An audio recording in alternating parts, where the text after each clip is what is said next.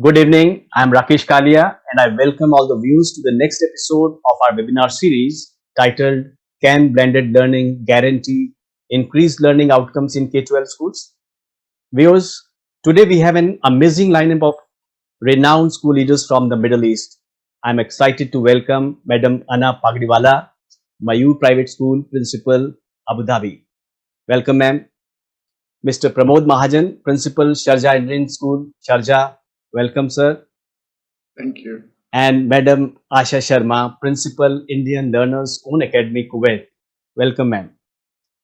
So, friends, the highly uncertain future aggravated due to COVID-19 pandemic has thrown plethora of challenges to our school leaders. Despite this, our visionary school leaders have figured out range of solutions for adapting to the new normal in post-COVID times.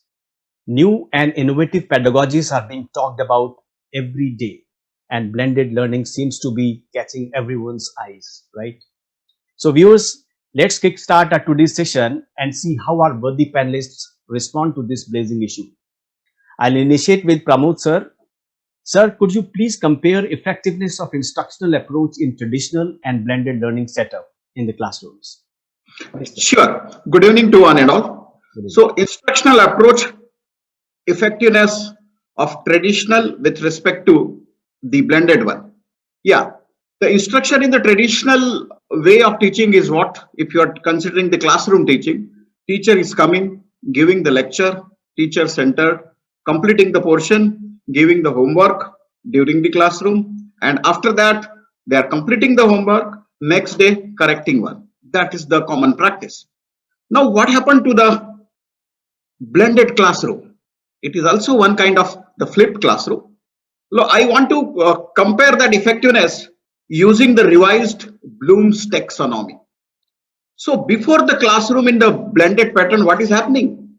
Remembering and understanding it's taking place, but in what way? Teachers are providing them all sort of resources to the best of their knowledge, whatever they can do it. Now the students are remembering it, understanding it, and going beyond. So that is the part before the classroom. During the classroom, what is happening? Applying an analysis. Whatever they have got in the form of a PDF, in the form of a PPTs, in the form of a video, in the form of a link on which they have done some projects, some research. Now, during the classroom, they are analyzing it with their peer groups. They are applying it, they are redoing it, they are replying it, they are re-synthesizing it, and they are doing wonders. After that, they got challenged. Now, after the classroom, what they are doing, whatever the challenges they got, whatever the thought process they have modified, whatever the analysis they have done, they are evaluating it and creating new one.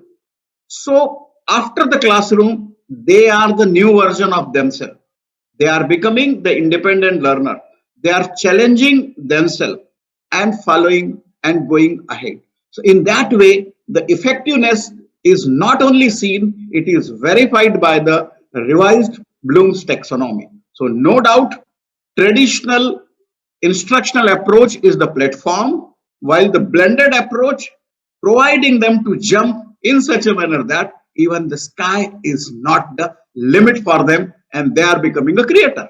Thank you. That's my input on that. Great, sir. Great. Anna, ma'am, your take on this, ma'am. You can switch on your mic, ma'am. Switch on your mic. Yeah. Please. Good evening, one and all. Regarding the effectiveness of blended learning compared to traditional learning, my take is there are different types of blended learning, and our observations with students in a blended classroom suggest that they are using their own resources and they collaborate with other students and they take ownership of their learning. They, even if they have to do a project, for example, they collaborate with one another virtually and they are very happy to do it. They understand it. Yes, I agree with what Mr. Mahajan said. They do research on it. They do analyze. They do all of that. And I think that's a very good way they take ownership of their own learning. Uh, because what happened was, in a traditional classroom, they were given the material and they just had to learn that. Whereas here, they are not given anything, they are just given a broad outline, and students have to do their own research and come up with it. So there is a lot of buy in amongst the students for their subject or for the learning of their subject. Also, I would like to mention students with, say, higher education needs, like those who are gifted and talented students, as well as other students which are students of determination. In that case, also, blended learning is very, very effective, as students are very comfortable working on their own and sharing their work with other teachers. So I feel overall blended learning provides a positive experience and to all the students, and provides a higher student achievement. That's what I feel of it. Great, ma'am. So the key takeaway is students taking ownership of their own learning. Absolutely. A Yes. blended learning setup. Nice, ma'am. So Asha, ma'am, your take on this, ma'am. Yes, I feel there is a lot of change due to blended learning. But before that, I would like to wish you all a very happy new year. Yes. And may we usher this year with more of blend. I would like to take blended learning in a bigger perspective. It is not only the technology which has been integrated for learning, but there are many things which have been integrated. The new concept of happiness, new concept of health and wellness, music and dance, dramatic, graphic organizers, and experiential learning. Everything has been incorporated in this blended theme of learning or pedagogy, which has been adopted now. There's a world of difference between the traditional approach and the newly adopted approach. And as Mr. Mahajan said, traditional approach was very much teacher centered, but now it is a learner centered approach, which is very learner friendly, and students are given a lot of scope. As Mrs. Annahita also said, that they can excavate, they can curate new knowledge, and the classes have become flip classes. The more talking is by the students than by the teachers. So the participative classroom is there, and there are so many tools and pedagogies which have been adopted. In traditional approach, teachers' knowledge was the source. Whatever a teacher had, that was the source. But and chalk and talk method was mostly practiced. But for 1.5 decade, we are seeing that there is a plethora of knowledge which can be accessed through technology and through various means. And the main focus is to inspire the learner so that a learner can become independent self-learner. That is the main focus. Although we are talking about blended learning, but my submission here is this, that it is a lopsided development. Technology is not available to all the students. Internet facility is not for all the students, and there is a paucity of teachers who are techno savvy. So under these situations, we are not very sure whether we can grow with equity, and that has to be looked into. Although we are progressing a lot, and I think this pandemic has forced us to progress at a much faster pace. Thank you. Great, ma'am. Great. Very nice. So, viewers, student learning outcomes, primarily depend upon the inputs provided by the school teachers. Now, with the advent of new normal in school academics, teachers will have to create new playlists as per the changing educational needs of the students. So, Pramod sir, my next question is to you. how school teachers could be instrumental in increased impact of blended learning.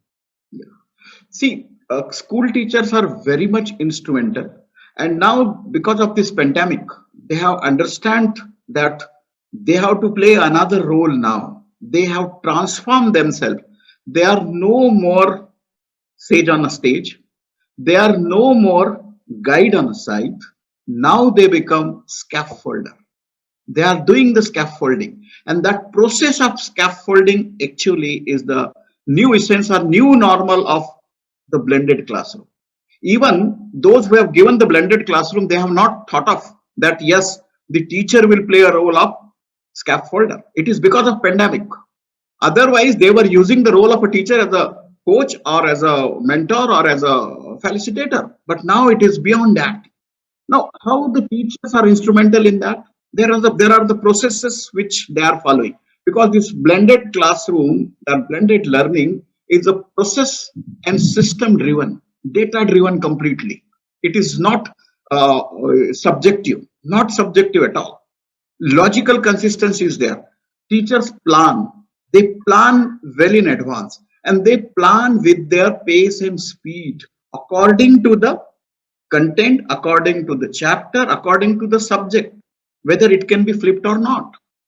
After the planning, they record. They might record their videos, they might prepare some PPTs, they might do the research and find out some links and provide to the student. They share that thing. So planning, recording, sharing. After sharing, change. Now, what sort of change is happening? When they have given those synchronous as well as asynchronous concept to the students, they play with that and the learning becomes joyful. So how they inspire? Because the learning become joyful. Because of this blended approach, the boredom has come down. Students, they started taking interest in the learning process. They are not only owning the academic ownership, but they are becoming the partner of the learning process. So when they become a partner, they brought some sort of changes within that content which has been provided to them. And the Google Auntie and all the resources are helping them to go beyond. So they play with those resources, and that gamification gave them the inherent satisfaction that, yes, I am creating something new. After that, what the teachers will do? They are grouping them. Scaffolder, they are grouping them. There are 5 groups, different concept as given. Let me tell you one example. In our school last month, what we have done, we have given them a concept of coronavirus talking to earth. Divided that classroom into 5 groups.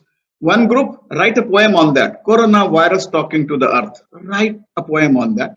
One, you have to sketch a diagram. Third one, a drama. Fourth one, write an essay. Fifth one, a newspaper cutting for that. The group were working, they are doing research, everything has been done. All the inputs were given to them, all the links were given to them, open-ended, everything. And then all those 5 groups were merged, and to our surprise, they challenge even the doctors. They find out what proteins the coronavirus is having, what sort of thickness is there, what sort of size is there. On the tip of a thumb, how many coronaviruses can be accommodated. So what not they have done. So that is the effect of that grouping. After that, they regroup it. So one group reader will go to the another group. So when that shifting is happening, really, it's just like a paradigm shift. The thought process changes. That person will go to the another group, and that courteous debate happens, and the new thing is created. After that regrouping, when the teacher is review, revise, and then finally find out whether it has worked out or not, and then repeat it. So teacher is very much instrumental. Whatever be the technology is a sophisticated add only. If the blended concept has to go beyond teacher, and only the teacher. The teacher has to blend himself or herself. Then only it goes beyond. So the instrumentalness of a teacher is the teacher has to unlearn, relearn, unskilled, reskilled, and then transform. then only the things will happen. Now the question arises, who will do that thing? Only the teacher, with their own pace and speed. Because of this pandemic, teachers started working on themselves. As a principal, I have guts to say that every day I am learning something new from my teachers because they are working on themselves. Before the pandemic, what was happening? We were training them at our pace and speed. Now they are working on themselves, they are training themselves, they are transforming themselves with their own pace and speed. And that's why the change is happening. It is the teacher who is making the blended approach in true sense, the blended one. That's my input on that. Great, sir. So teachers, doing that scaffolding is certainly an interesting concept. So thanks for your interesting insights, Pramod sir. Thank you. So friends, various models of blended learning like, station rotation, lab rotation, individual rotation, flex model, a la carte, flipped classroom, and enriched virtual are being implemented by the schools even during pre-COVID times, right? So every school has figured out effective model in its own context. So Anna ma'am, which blended learning model is most suitable for the enhanced student learning outcomes according to you? Ma'am, your mic. As you correctly said, yes, there are various models of blended learning. Yeah. And the recent research shows that the blended learning model is synchronous, asynchronous. I think that's the most appropriate, at least for our school, what we use with our students. And research shows that blended model where students attend 35% of synchronized learning and 65% of asynchronized learning. And in between that, there is at least an half an hour time which we allot. It's a contact time on a one-to-one basis of the student with the teacher, which is around once a week. Each student has half an hour time with the teacher on a one-to-one basis, and we found that to be very effective. Great. This is my take on it. Very good, ma'am. So this is a nice calculation. 35% of synchronized time. It means it has to be supervised as well by the school faculty or school teachers. So that increases its effectiveness. Rather, in a recent study by a Spanish university, they came up with a very interesting insight that when they subjected their children to the students to the three different modes of learning. One was entirely physical, then entirely virtual, and the third one was blended. So they found that blended learning model that resulted in 11 to 15% rise in their increased learning outcomes as compared to physical, fully physical or fully virtual. So even fully virtual won't work. Blended would definitely work. It is here to stay for the rest of our times. So well said, Anna ma'am. Viewers, today's students must be prepared, to thrive in a constantly evolving technological landscape. Students leverage technology to take an active role in choosing, achieving, and demonstrating competency in their learning goals. So my next question is for Asha ma'am. So Yes. ma'am, what role does technology play in deriving student learning outcomes in a blended learning pedagogy? Yes, technology plays a very vital role, and we have been practicing it for 1.5 decades, as I said, in most of the schools in the Gulf.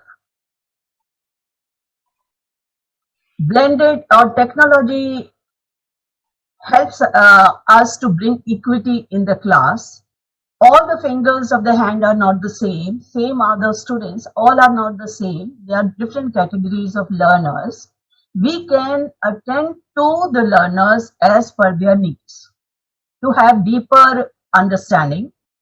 And we can have one-on-one session also because of the technology, which is not possible otherwise. Now the school in times to come will not be confined to the school hours. Rather, it will be for extended hours to attend to their individual needs. So I feel it is going to bring equity. The children who are far behind, they can come forward. Teachers will understand them better, and there will be deep learning. It all depends on how much teacher is able to inspire the students for the same. And secondly, there is an explosion of knowledge. Whatever number of textbooks are written, they are not enough. And books do not, knowledge doesn't have boundaries. And technology is the only via media which can overcome the boundaries or the limitations. And CBSE has also said that do not remain confined to the books, and there is a plethora of knowledge.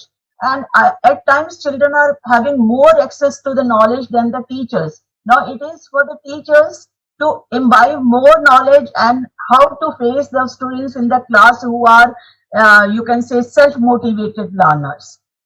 Next thing of technology is this, that we can have many activities because of technology. As Mr. Mahajan said, that gamification of education or teaching can be done because of the technology very easily. There can be many activities which children can involve themselves in, and there can be many assessment patterns also. Like we have got ASL in English, assessment of speaking and listening. This can be effectively carried out because of the technology. Pronunciation can also be corrected, and you can test yourself on each word because of the technology. And children can learn at their own pace because of the technology, because they can it can wait for them to come to the mark and to go ahead, because the driver is in the seat is the student, not the teacher here. So for creative and critical thinking, which are very much necessary, digital labs which have come up, like Atal labs, O labs, they are very informative, and children can do practicals online. It is not necessary that they should go to the labs. So there's so many things, like peer interaction also is possible. The children can form a group after the school hours, and they can discuss a matter. Maybe the teacher has given some work for them to research and to come to the class due to flip learning mode. So all that is possible only because of technology. So I can say that it has brought a revolution in the field of education. Only it has to be handled well, because there are pros and cons of everything. So children can go for positive things, they can get trapped into the negative also. So that we have to check, and we have to keep them under check for that, and we have to see to it that they are on the right track. Correct. Okay. So certainly you said technology backed, personalized approach to learning is going to be most effective for sure. So it's wonderful. Thanks, Pramod sir, Anna ma'am, and Asha ma'am, for all your great insights. Viewers, blended learning approach helps students learn to direct their own learning. Blended learning programs also give students more freedom to learn at their own pace and give teachers the ability to provide personalized remediation. For teachers to create quality BL environments, institutions need to invest in the necessary hardware and software, such as servers, content management systems, and make these available to teachers and students while providing the needed technical support. On top of that, blended learning ensures ever more enriching, effective, interesting, and motivating teaching and learning experiences for teachers as well as students. On that note, I again thank all the respected panelists on sparing their precious time today. Thank you very much again, and good evening to all. Thank you. Thank Thanks you. a lot. Thank you, sir. Thank you, sir. Thank you.